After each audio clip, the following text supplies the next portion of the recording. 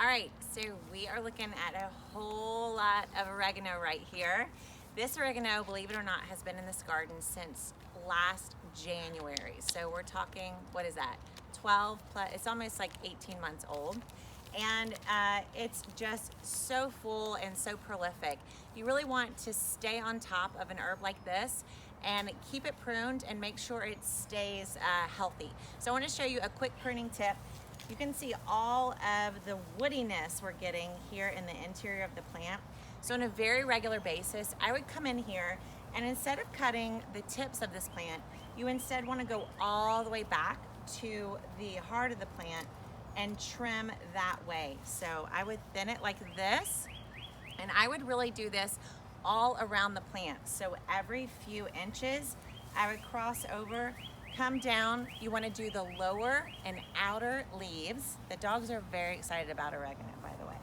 So these are organic, natural dogs, just if you're wondering. So we've got another sprig here.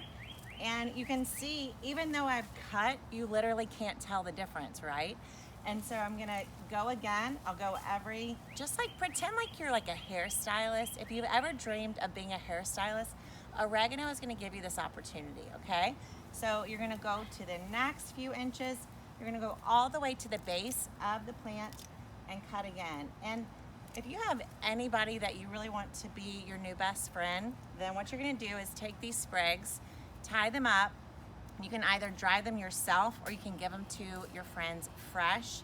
And they're just gonna love you for life because you save them like, I don't know, $30 at the grocery store on organic oregano. And as you can see, you cannot even tell what has been pruned away from this oregano. So do this on a regular basis, every few weeks, especially in the heat of the summer when this plant is really gonna take off.